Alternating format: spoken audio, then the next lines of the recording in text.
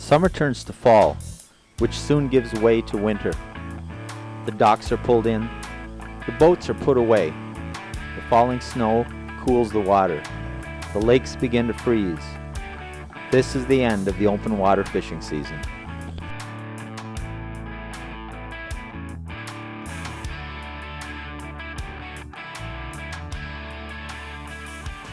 With the equipment and clothing available today, there's absolutely no reason to stop fishing once winter sets in. Hi, I'm Greg Clausio.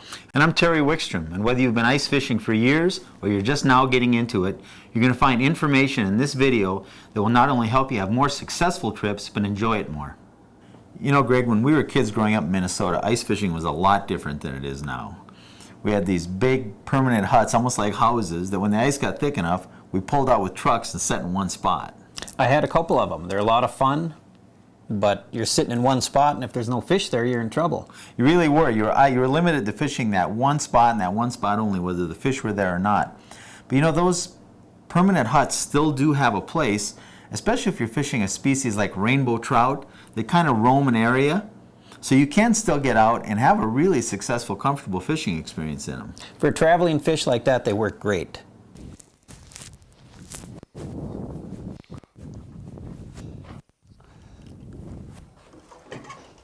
But here, I'll show you what I got. I got a Swedish pimple. This is a pretty good sized one for trout, really. And I've got that, and I'm going to jig that up and down, try to attract him, and then pause it. Jig it up and down and pause it. And then I'll just work that and see if I can get the trout cruising by attracted to it. And then when it pauses or falls, see if he'll grab that. There, I got one. Oh, man. Tangled in the Vexar cord. Yeah, he was. I was jigging him. I watched him come on the screen. I don't know how many times he swam by that lure. I got my drag still a little tight here.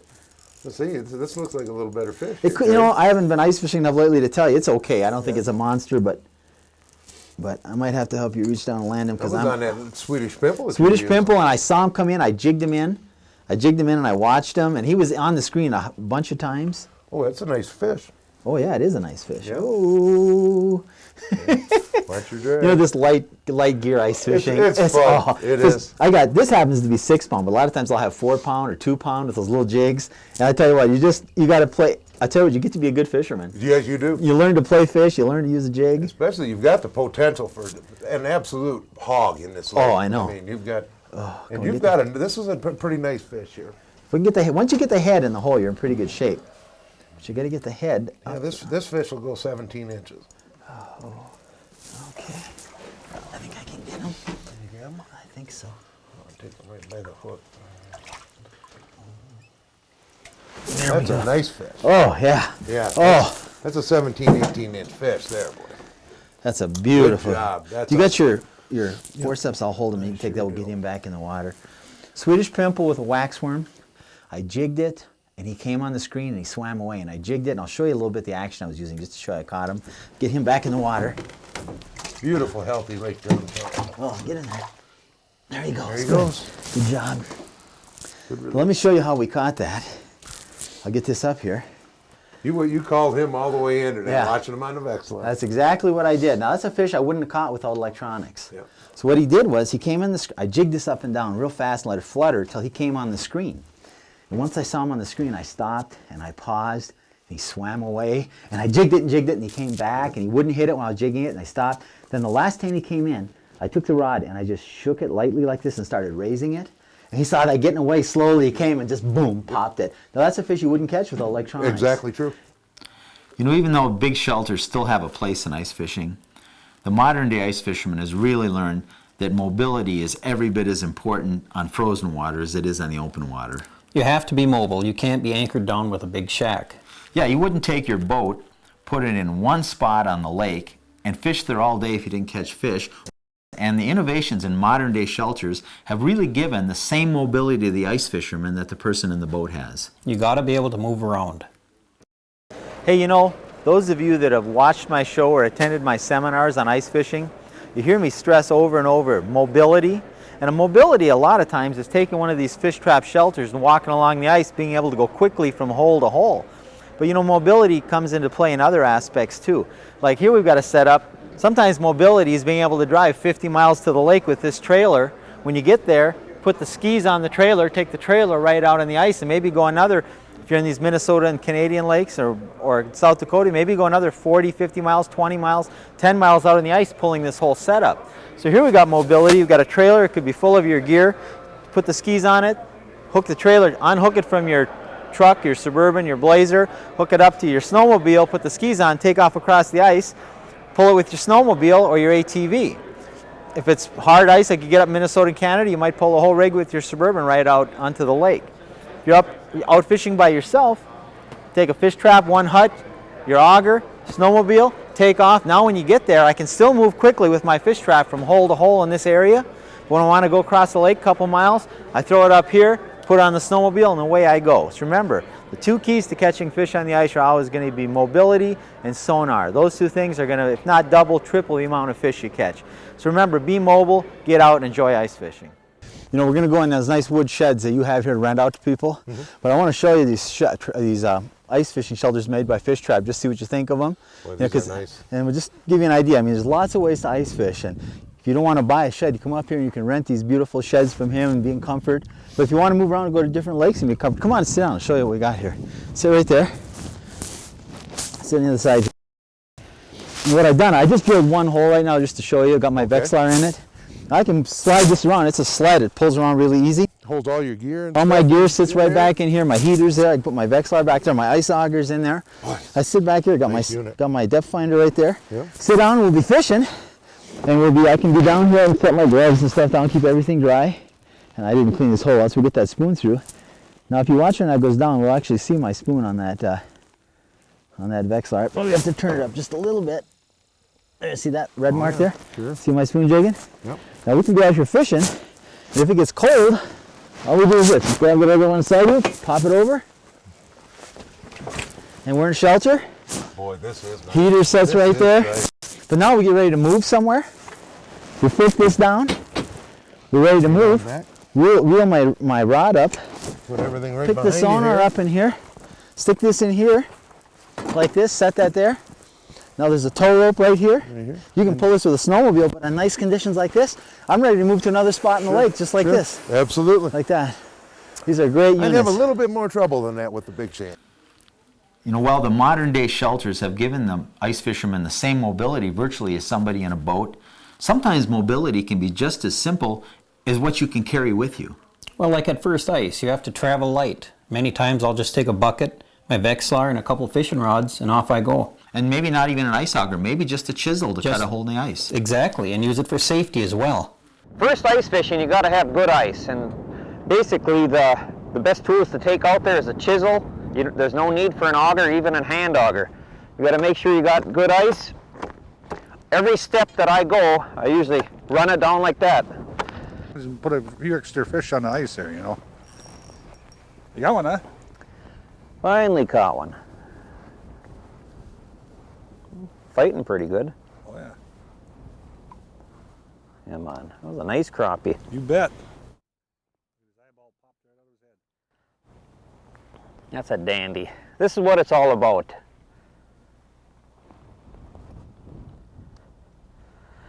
System tackle fat boy with a couple maggots on it.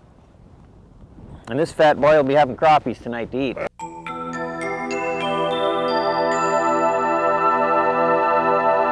And to think 2 days ago we were in a boat, Fishing walleyes. open water. What's that transition time of the year? You know, it's that time of the year when you got to decide, do I want to get out and do the early ice fishing? Is there still some open water fishing left? Now, where I live in Colorado, we have some of the open water fishing going on year-round. But it gets more and more difficult and people do less of it and you have to drive a little more. And then the mountains, the ice fishing will keep going after we'll reach that in the spring where we'll have lots of open water fishing because we don't have seasons.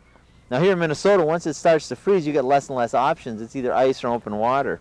Yeah, there is a transition period, like the big lakes are wide open, but you might not be able to get a boat in because of the ice buildup around the shoreline. You could fish a few rivers for walleyes or whatever. But you might not have the ability to get on the ice yet either. Sometimes there's depending if the weather doesn't freeze quick, like you got one? You know, I'm trying to tell the people something here. I'm sorry I interrupted you. But yeah, here, you know, if the weather stretches out with this late warm weather like you've had, Sometimes you get, oh, nice crappie. That's a nice one. Oh, that's a beautiful one. Let me hold that so I can say I caught it. Yeah, there you go. Boy, there's some nice fish. I haven't had some fresh crappies in quite a while. Well, I'll tell you, we're on a small lake, and one of the keys to this time of the year to get out for early ice is being on smaller, shallower lakes. Now, these crappies are actually in the basin of the lake here. We're down about 27 feet, and the crappies are anywhere from 27 up to about 25 feet deep. Oh, there we go. They must really be thick down there. It's a little one, though. This isn't anything. I don't even want to bring it up after that one you brought up. I'll just try to shake it off in the hole. Oh, oh, it did come off in the hole. Lucky. Little bitty one, but still fun. Oh, sure. You know, ice fishing, you know, there's no reason with the equipment and the clothing we've got now. Now, we usually fish out of a fish trap shelter. And you'll see us in them. You've seen on my other shows where they fold up over us. But it's really warm today. In fact, we were worried that we wouldn't have enough good ice to get out, but we did. But it's so nice today. The key is to stay mobile. And now we've got a sled with a couple buckets and our sonars, and we can be all over drilling holes. And the same thing our portable shelters do for us. But it's nice today, and it's just great to be out. But the key is not to take more stuff than you need. Another nice one. How can these holes be The big ones are over here. Yeah. During the first ice period, or any time there's glare ice, it's a good idea to wear ice cleats. It helps you move around from hole to hole and prevents injury.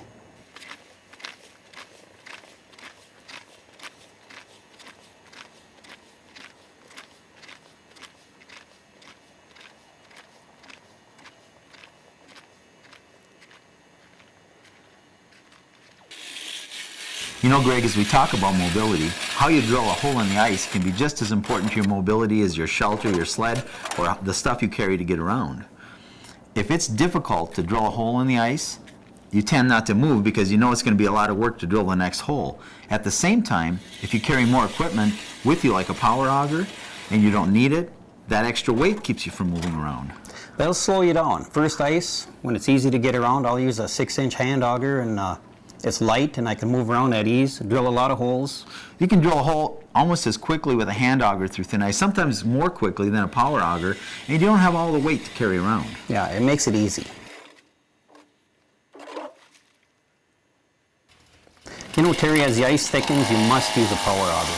You're absolutely right, because as we mentioned earlier, one of the keys to mobility is it has to be easy to drill a hole. If it isn't, you're just as unlikely to move because thinking of how much work it is as you are because you've got too much to carry.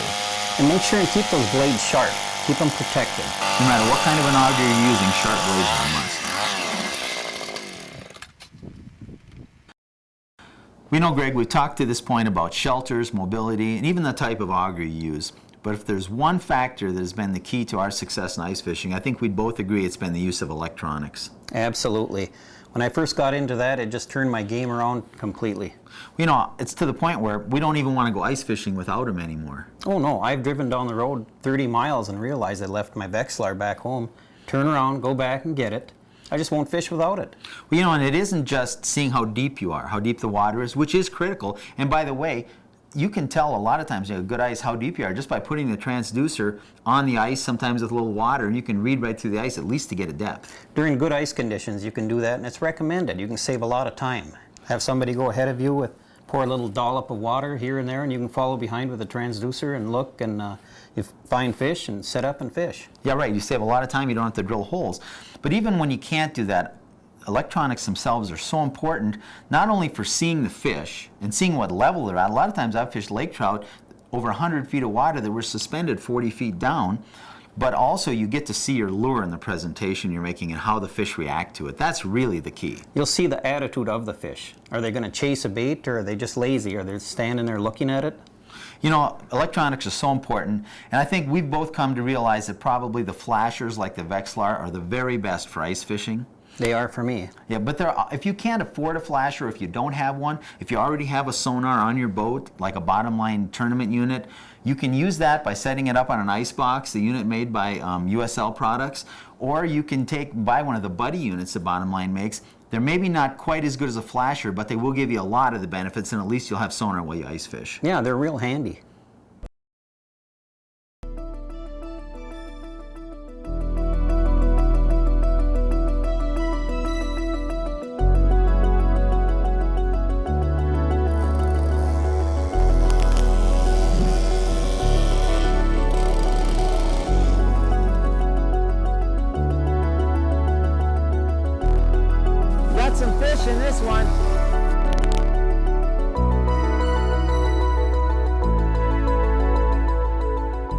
we're using here is a Wickstrom fish finder, and it's a flasher.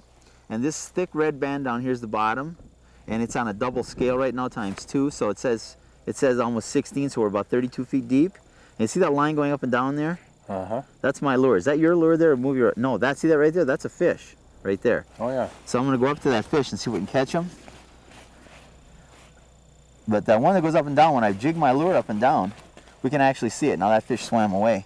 But the nice thing about this is we can be down, I'll get down back closer to the bottom like we're fishing these walleyes, and I can aggressively jig this until I see a fish, and then I can actually change the presentation to tease them and find out what's going on and stuff with them. So it makes fishing a lot more fun too, because you're jigging, you actually see the fish come in the screen before he hits.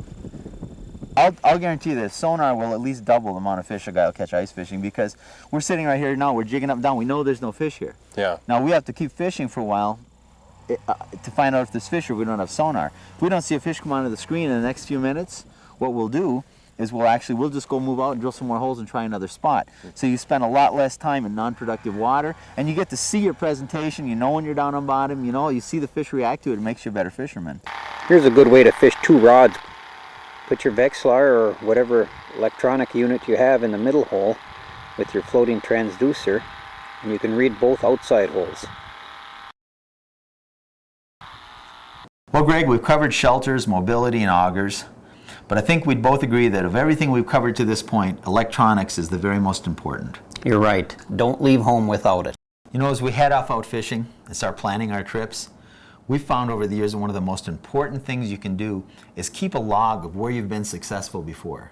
That's what I do, and by looking back at that, you can see during which periods of times where the fish weren't biting well on this lake or they were biting well on another lake, and every year that pretty much holds true. It is. I've found out that if you keep a log of your fishing activities and then start the year by planning your trips, what you can do is you can look out, you end up with saying, there's a good chance that I'm going to have a hot bite here, a hot bite here, a hot bite there, and I'm going to go out and try to plan my trips to coincide with that. Now, weather and seasonal conditions will change that a little bit, but you'll sure increase your odds of success. Yeah, you're putting the odds in your favor. Of all the species we ice fish for, panfish are one of my favorite. I mean, bluegills, crappies, perch, they're just so much fun to catch. They're one of my favorites too. I like all the action. There's a lot of fish. They're scattered across the entire ice fishing scene. Right, they're everywhere. Virtually everywhere you live where the lakes freeze, there are panfish of some type. And they're usually very cooperative. They fight well as long as you don't overmatch them. You don't use real heavy line. You might want to downsize a little bit, give them a sporting chance. I think that's really important to talk about with panfish, is the fact that when we fish panfish through the ice, we use really light lines.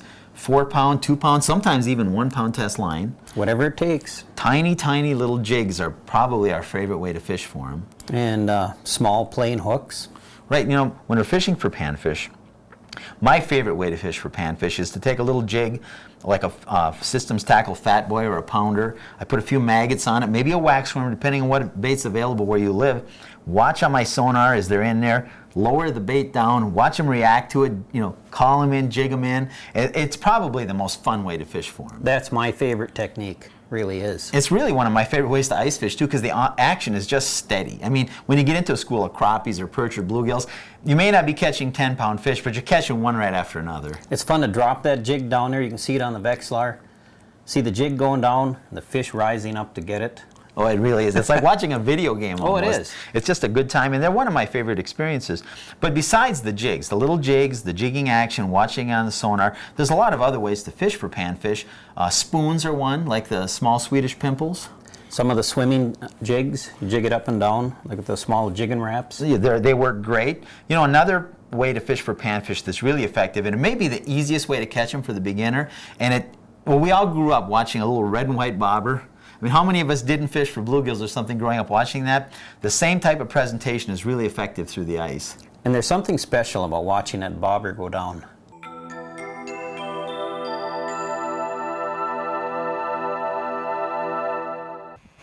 You got fish down there, you can't monkey around. You gotta take advantage of the situation. Heavy sinker on here, we're fishing like 30 feet. This heavy sinker will get down there in a hurry. A slip bobber, you can use them outside without a shelter as long as it's warm out. If it gets below freezing or fairly cold out, you might as well go sit inside of a shelter.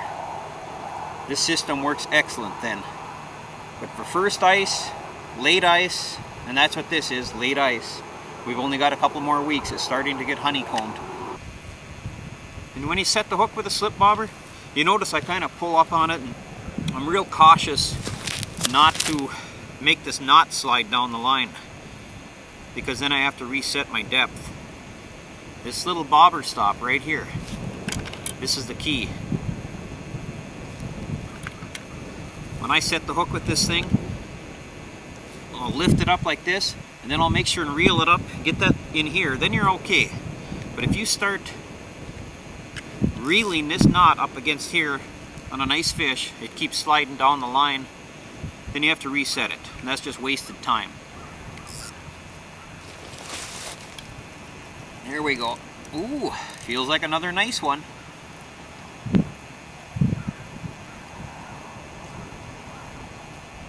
Nice fish. Another dandy. Aren't these beautiful fish? Crappies are one of my favorites. You got to get out there and give it a try. You know, another species that I fish using virtually the same tactics I do for panfish are rainbow trout. Now, there are other ways to catch them, but in a lot of ways they're very much like panfish in the areas they do exist. And a lot of the frozen areas do have trout either wild or stocked, and they're a great ice fishing opportunity.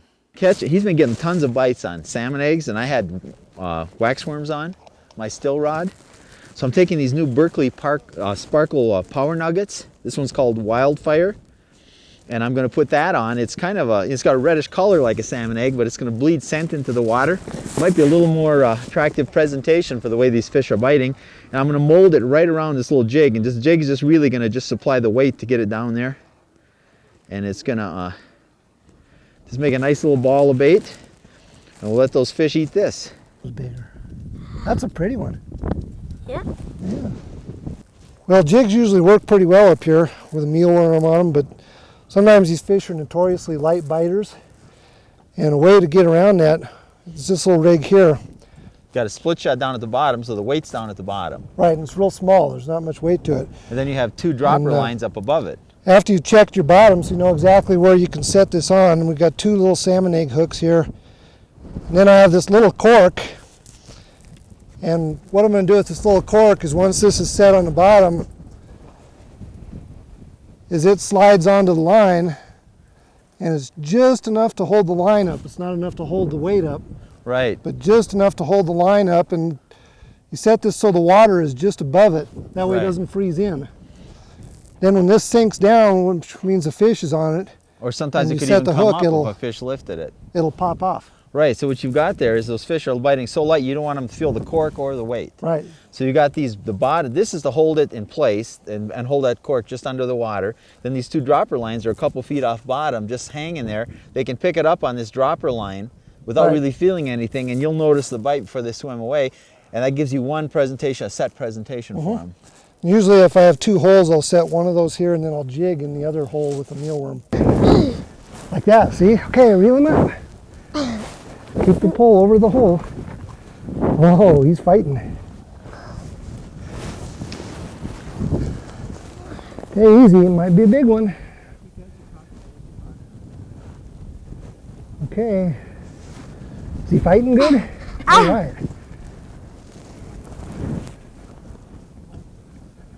Ooh, he's a nice one. He's okay. Ooh, he came off.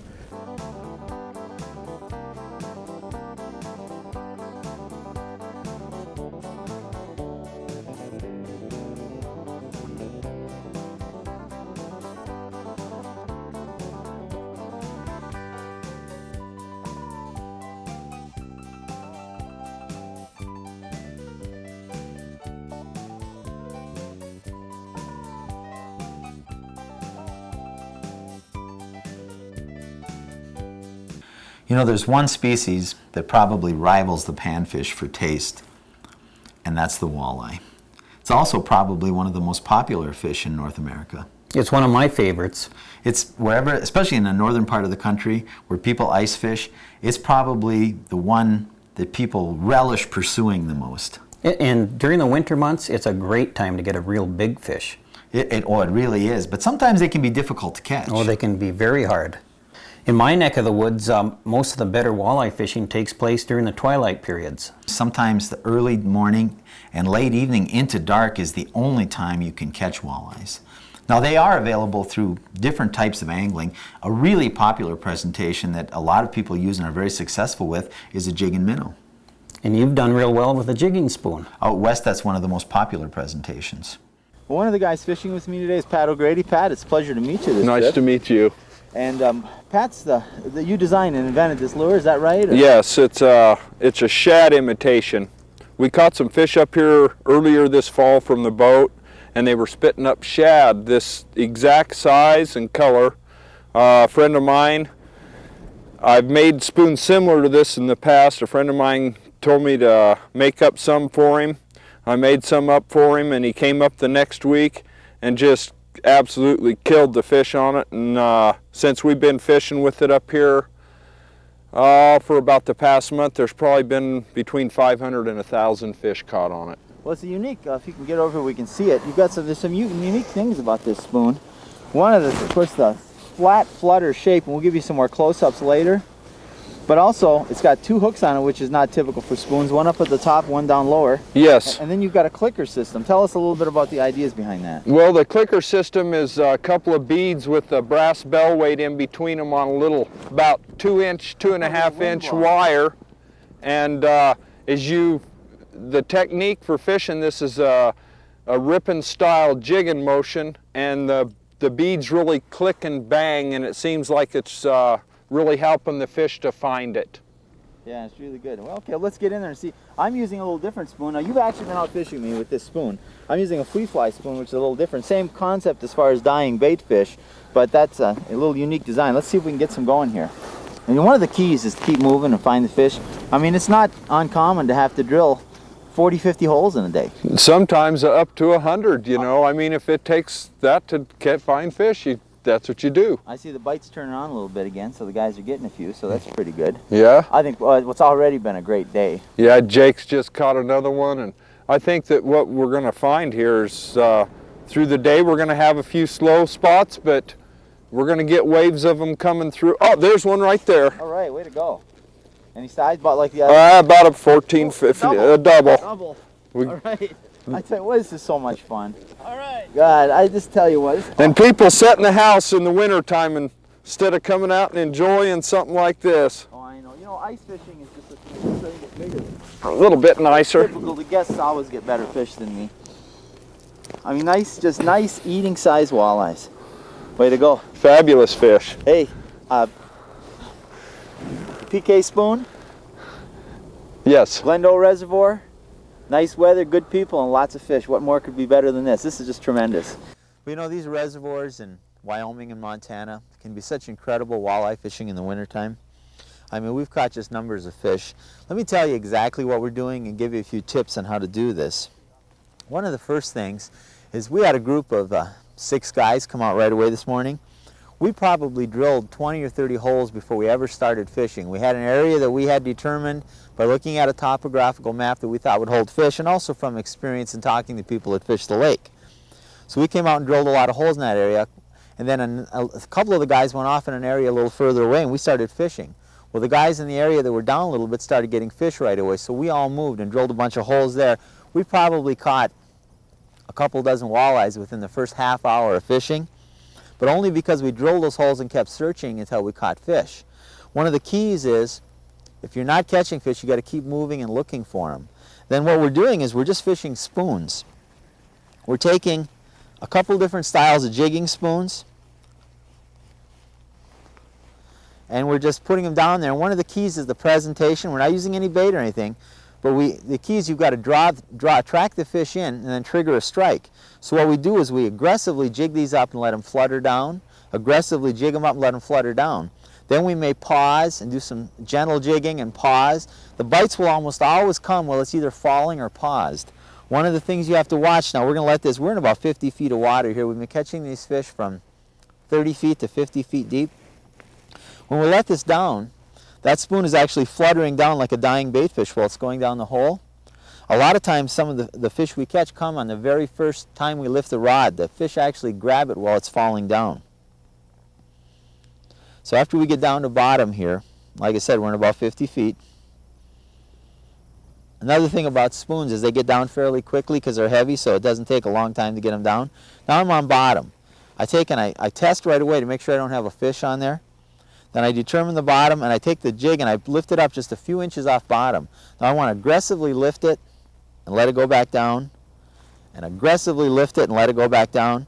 Now this aggressive lift and drop is going to attract fish in from quite a distance, but the hit will come while it's falling or while it's paused, so then I have to kind of test it. After I do that a few times, I'll pause it, and I'll do some short little jigging actions like this and pause. Maybe I'll shake it and pause. And I'll just vary the action, but always with some long pauses to give the fish a chance to hit, and with some good aggressive actions in between to attract them in from a distance. There we go. There we go. Another nice walleye. Well, I tell you what, guys, is this a blast or what? Who talked me into coming up here? I tell you what, Jake. Oh, this is another nicer one. Look at the belly on this one. What we're going to do is show you how to set up a tip-up that we use a lot here. In the state of Minnesota, we're allowed to use 2 lines. We're going to jig one, and then we're going to have another one stationary sitting here. What these do is just a reel that's below the ice. And it's very critical. We have our jig on here. And we're going to put a weight on here. We're going to run it to the bottom. What we're going to do is we're going to set this about a foot off the bottom.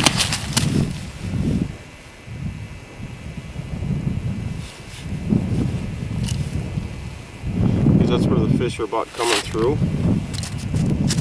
Now we're on the bottom. You pick it up so you feel the weight, till you just bounce on the bottom, and you pinch it off at the water line. And here's where people get messed up. We have to measure it off to the bottom of the spool. Now we go about another foot. Right about there should be just about perfect. And we have a little stop on the line here. And what that allows us to do is after we catch a fish, instead of remeasuring and going through this whole thing again, we just peg that just like that, and then we know we're a foot off the bottom here, and then we lift it up. And right here we're in about 12 feet of water. Take a nice shiner here, golden shiner or silver shiner. We're going to hook him lightly through the back near the front, so he wiggles like that. I'm going to slide that weight about a foot above the line here, pinch it on, and just set it down there. It's going to swim free.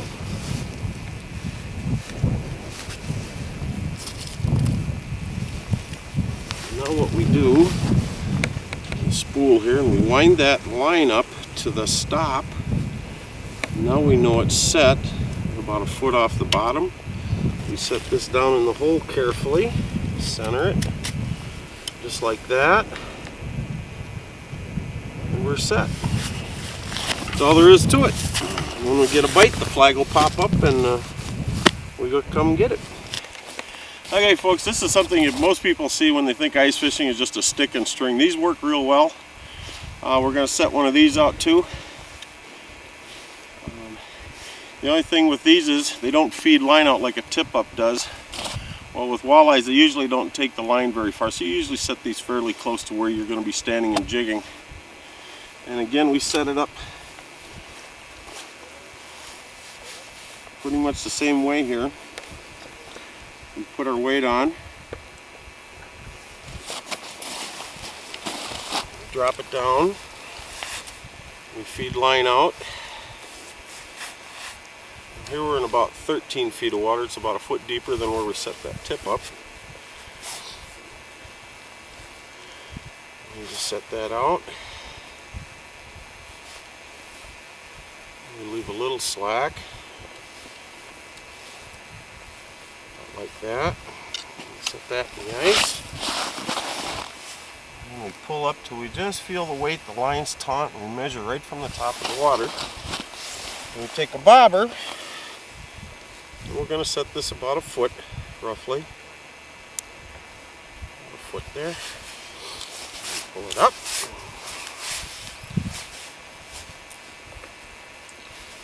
Take the weight off.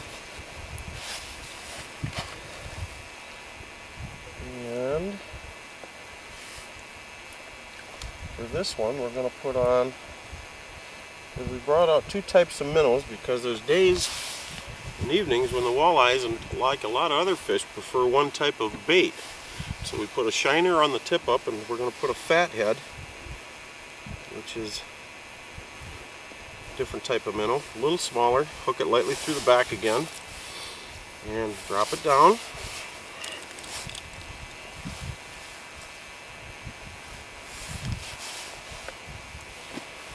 And there we are. Now we just wait for the bobber to go down. We'll usually like to put a little line, coil it up on top here so the fish, when they grab it, they don't feel the line getting stuck on the sides of the ice. So we want to, if you're going to be using this type of system, put your line on top of the hole or even down in the water, so when the fish takes it down, the line isn't hooked on top of the hole, because if they feel any resistance, they're going to drop it. So that's another way set up.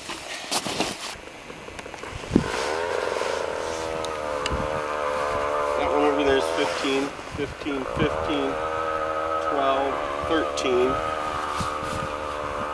And these up here on the break up here are 11, 10, 9. What we're doing is looking for the break. We're about a quarter mile offshore and we're looking for the break. And the walleyes are going to travel right around the end of this break here in about 14, 15 feet of water. And it's very critical to get right on the break. So we've drilled a lot of holes here today already. And after about an hour, we found out exactly where we want to be. It's so critical to be within. If you're off by 20 feet, it won't work. And we found it now, right along, unfortunately, right along the heave here, but that's okay. We're going to set up and we're going to kick them tonight. And it pays off. First one of the night. She was sitting there looking at it, and I dropped it down, I lifted it up and jigged it tight, and she just came in and just smashed it. It's about a 5-pound fish right here. That's a dandy. Got right on the lip, right on the edge there. There it's out, a little glow jig. And the sun's just going down. This is the fruits of our labor. We've got a couple of nice ones here with some smaller ones. And this is what happens when you do your scouting. Get set up early and fish into dark. Nice fish. Of all the species that I pursue through the ice, to me the most exciting is the lake trout. I mean, they're available in most of the northern states in Canada and prevalent throughout the Rocky Mountain area. And you know, they're one of the most aggressive feeders through the ice because they're really a cold water species, and they're really good to eat, and they also can grow to just mammoth proportions. Boy, do they put up a fight. They are really good. You know what we found that's really amazing is that throughout the country in the different places they fish for lake trout, people have really developed regional presentations. And those presentations aren't really applied in other parts of the ice fishing world, but they would work. You're right. I mean, there's so many presentations that people use in Colorado that they could use in Minnesota, or that you found that they use on Lake Superior. Hi everybody, I'm Craig Putchat from Washburn, Wisconsin, up here on Lake Superior, and today we are bobbing for lake trout. It's a technique was developed around here, and it's a method of getting down to lake trout when they're in really deep water and giving them a bait they want to eat, namely something that's large. What we're using here today is called a Mackinaw beetle bobbing bait. It's called a Mackinaw beetle. They're made locally here. And what it consists of is a big lead head jig with 2 pins on it. And these pins are designed to hold the fresh piece of meat on the bait and make a big meaty attraction for those lake trout to eat. And it's really not that complicated to bait up, but you do have to get your bait balanced right. What this bait does when you jig it, you can see it's got a big flat surface here, is it glides. You can actually get this bait to glide in a big figure 8 when you bait it properly. So I'll go ahead and cut some fresh herring. That's another trick to using these baits. You want to use a fresh piece of meat, something that hasn't been frozen and therefore is mushy. The fresh bait will stay on there longer, it has a lot more scent, and they catch some big lake trout. So I'll bait her up. Okay, what we have here is a fresh Lake Superior herring, otherwise known as a Cisco, or for folks from Minnesota, it's called a tullaby. And we get these locally from the commercial fishermen who net them out of the lake. And they're the best bait because they're the natural lake trout forage. Herring and smelt. Fresh smelt also work well. And what we do to get a bait, that fits on this bobbing beetle, well, I like using the tail section. It's the easiest to use. But just to show you, in case you've already used your tail section, I can show you how to cut a bait out of the side of the herring. All you do is you fillet the fish, just like you would fillet any other fish. Leave the skin and the scales on. And then you take that piece of meat, you can leave the bones in, they don't hurt anything at all. And I like to cut it diagonally. So from a big square piece of meat, we get two basically triangular chunks, like so. And if your fillets stick from a bigger fish like this one is, you can fillet some of that flesh off of there so it's not so thick. We have a thinner piece of meat. And then as you can see, we don't have a perfectly triangular piece because we cut a rectangle in half. So I just like to trim it up so all the edges are square.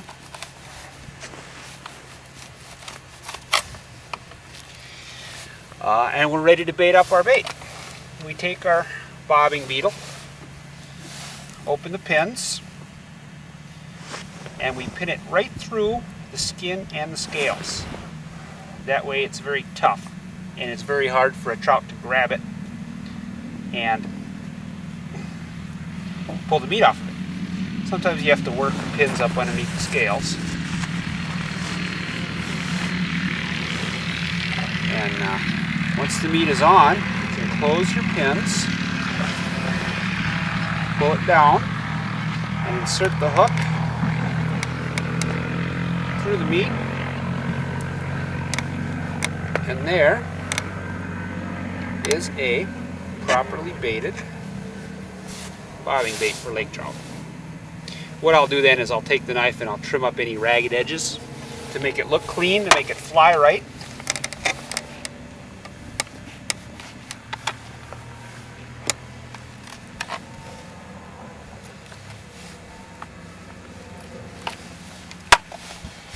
And when you drop that down on the bottom and jig it, it will fly in a big circular pattern, almost like a figure eight when you get the action working right. And the lake trout can't stand it. They eat it right up. I don't know what we have here. It's putting up a pretty good fight. Up, here comes my swivel. Oh, my swivel will not make it through my upper guide. Oh.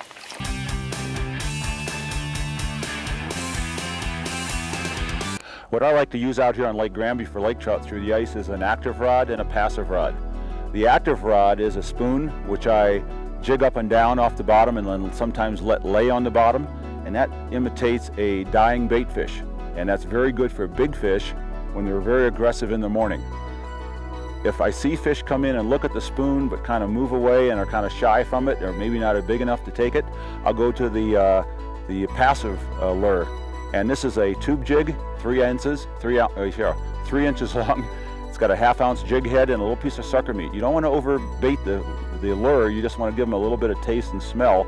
And what I do then is I lower it down to the bottom and pound it on the bottom to send out some vibrations, and then I lift it up a little bit and just twitch it a little bit. And if I see a fish come in that's kind of toying with it, I'll maybe raise it up 3 feet and then drop it back down and just toy it a little bit in front of the fish. So that's how I handle those fish. Well, that's a little nicer one. Yep.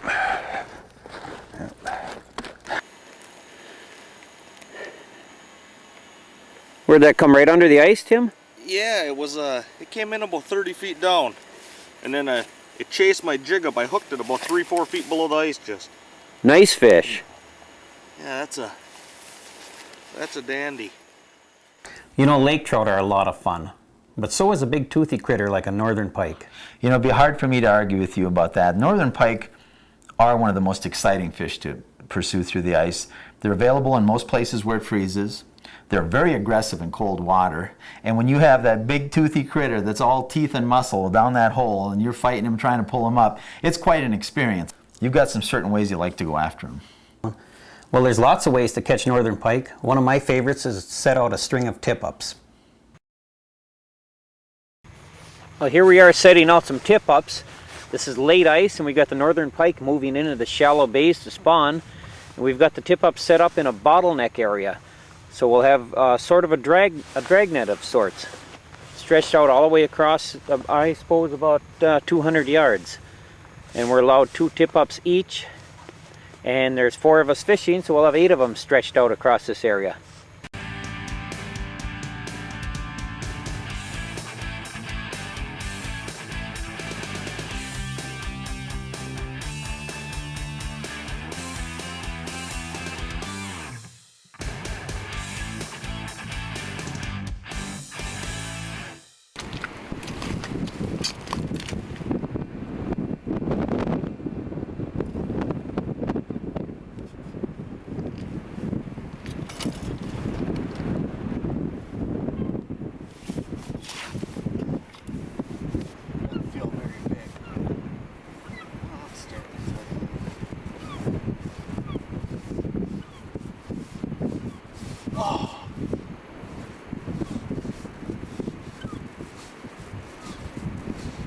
Pull off. Swimming, it swam towards me. Oh, it's a nice one. Nice one.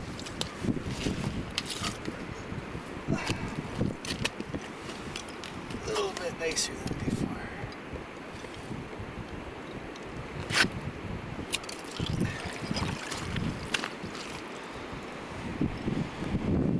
Nothing wrong with that, huh?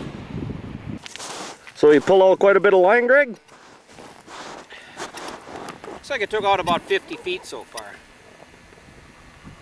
Let him get a good grab on her. I got a quick strike rig on here. Is that what that big tool will be? Yeah, fairly big. This is probably a trophy then, right, Greg? 9 or 10 inches. I don't know. We'll see. Oh, I'd imagine.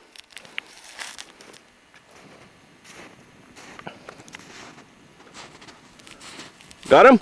Something there. Don't feel very big. Feels pretty small, actually.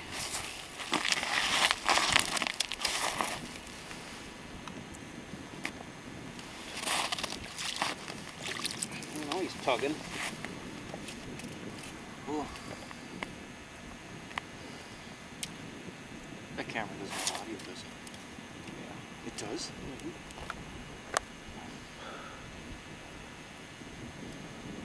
I've got cordless mics. I should have actually.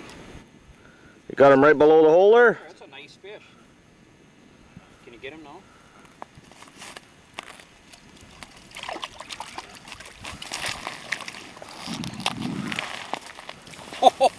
Nice fish. Yeah.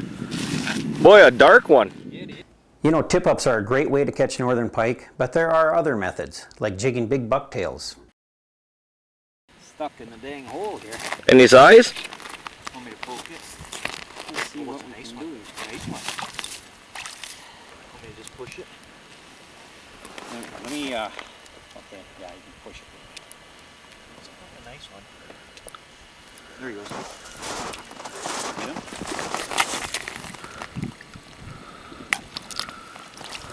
Wow. How's that? My good guide.